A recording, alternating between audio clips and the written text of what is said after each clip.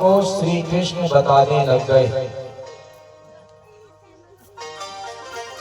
दो हाथ अपने और लगवा लिए और अपने राज्य में, अपने कार्यकाल में अपने नाम का जय जयकार के नारे लगवाना प्रारंभ कर दिया।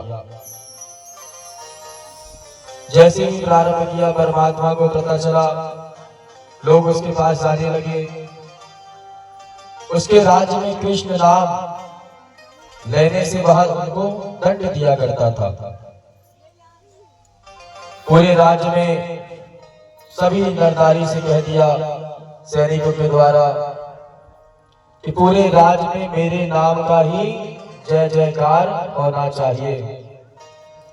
लोग नरनारी डर के मारे पौंड्रक राजा की जय जयकार करना आरंभ कर दिए। सुदर्शने यदा सिंधुम कृष्णस्य परिमां गतिम्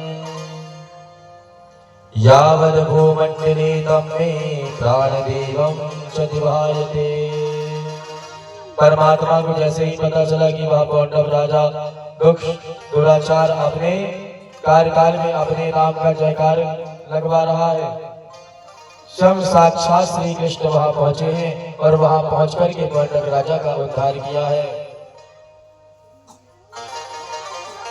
बोलिए द्वारिकाधीश भगवान की जय हो। आगे नारद जी कहते हैं कि पांडवों की नई राजधानी इंद्रप्रस्थ है और आज इंद्रप्रस्थ में राजसूय यज्ञ करना चाहते हैं। सभी लोगों ने मिलकर के विधिवत यज्ञ प्रारंभ किया है। समस्त देवी देवता उस यज्ञ में आए हुए हैं। उस यज्ञ में साक्षात श्री कृष्ण भी है और राधा रानी भी वहां पर आई हुई है। आज रुक्मणी जी श्री कृष्ण से कहते हैं कि हे प्रभु, मैं एक बात तुमसे कहूं। भगवान कहने लगे कि कहो। रुक्मणी कहते हैं कि हर समय उठते बैठते हर समय आपकी जिह्वा पर राधा नाम का उच्चारण होता है। यह राधा है कौन? मैं भी इस राधा के बारे में जानना चाहती हूँ। वह बड़ी सौभाग्यवती है जिसका नाम स्वयं परमात्मा के जिह्वा पर होता है।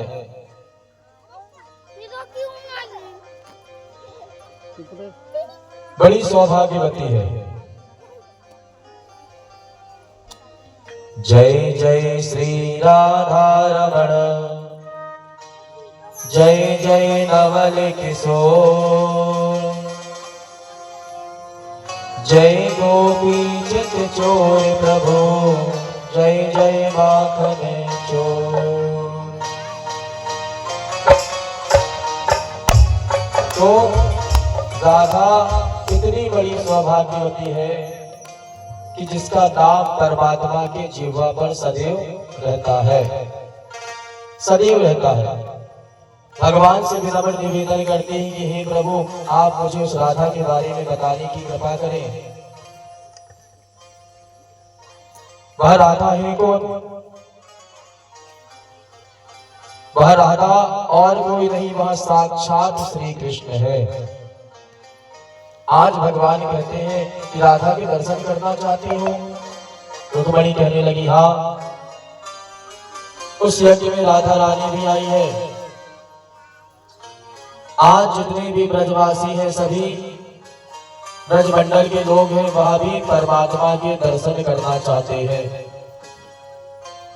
भगवान ने जब से वृंदावन छोड़ा है तब से वृंदावन की ओर नहीं गए, तब से उन्होंने परमात्मा के दर्शन नहीं किए। आज उसी यज्ञ में भगवान के दर्शन करने के लिए सभी लोग आए हुए हैं। भगवान अपने कक्ष पर है। रुक्मणी मनोविनोद करते हैं कि हे प्रभु, मैं दर्शन करना चाहती हूँ। उन्होंने कहा ठीक है। राधा भी आई है। भगवान की आज्ञा के अनुसार रुक्मणी जाने लगी। भगवान कहते हैं कि जाना, परंतु खाली हाथ नहीं जाना, कुछ ना कुछ उपहार अवश्य लेकर के जाना। एक गिलास में गर्म दूध रख लिया और उस दूध को लेके चल पड़ी है आज राधा रानी के दर्शन करने के लिए। जैसे ही दर्शन करने के लिए गई है, जहां पर उन लोग रुके हुए थे, बहुत बड़ा स्थान था, पूरा ब्रजमंडल वहां पे रुका हुआ था, राधा रानी जी विराजमान थी। जैसे ही रुक्मिणी ने उनके स्थान पर प्रवेश किया, बहुत सारी गोपियां एक गुट बना करके खड़ी हुई थी और उस गुट में बीच में एक गोपी और खड़ी हुई थी। रुक्मिणी ने सोचा कि यही राधा है, दौड़ी दौड़ी गई, उन गोपियों से पूछा राधा कहाँ है।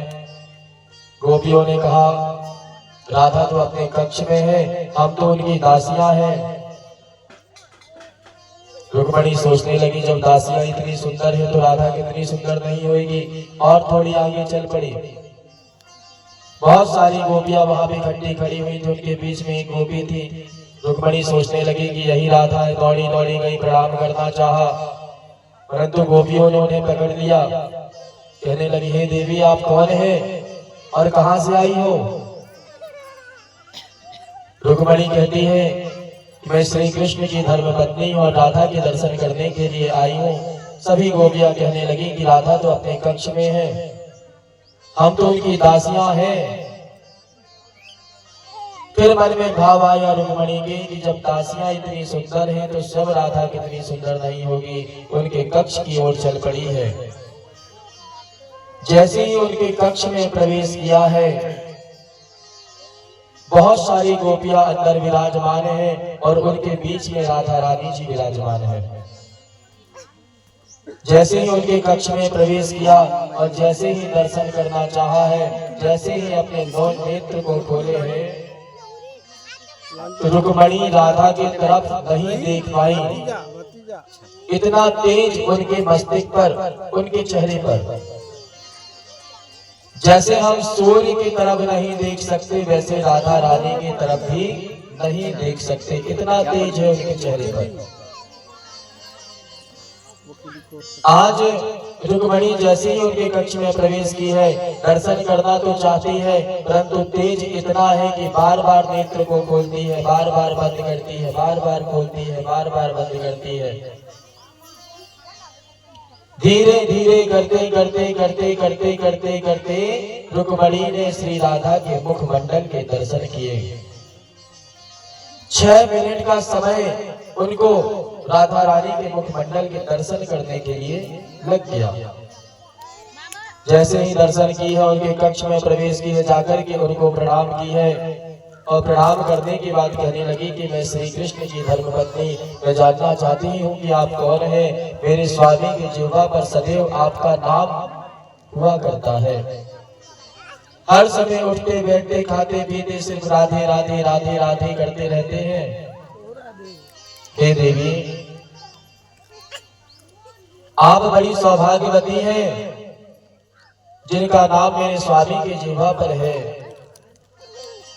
आज राधा रानी रुक्मिणी दोनों वार्तालाप करने लगी।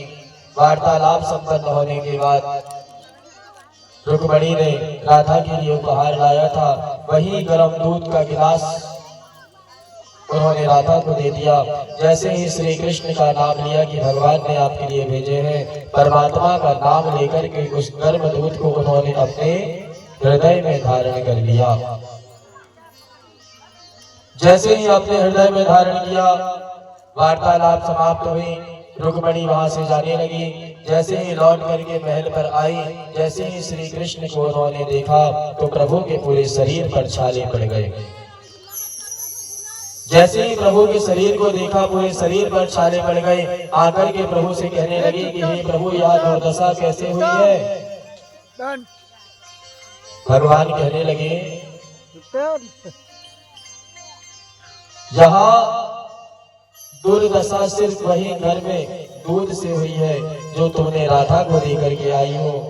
माता कहने लगी कि क्या बात है प्रभु। भगवान कहते हैं कि जैसे ही तुमने मेरा नाम बता करके राधा को दूध दिया, उस गर्म दूध को उन्होंने अपने हृदय में धारण कर लिया और उसके हृदय में मेरा वास होता है। इसी कारण से मेरे शरीर में पूरे छाले पड़ गए।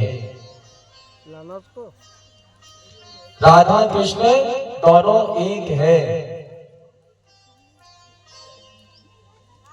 पूरी भागवत जी में श्री व्यास जी ने राधा जी को श्री शब्द कहकर के संबोधित किया है। श्री शब्द कहकर के पूरी भागवत में राधा जी का नाम नहीं आता है। भागवत जी में जहां भी उन्होंने संबोधित किए हैं तो श्री का उच्चारण किए हैं। श्री का अर्थ होता है राधा। आज रुक्मणी जी भगवान के चरणों में प्रणाम करती है, हाथ जोड़ करके कहती है कि हे प्रभु मुझे क्षमा करना। बोलिए द्वारकाधीश भगवान की जय हो। जय जय श्री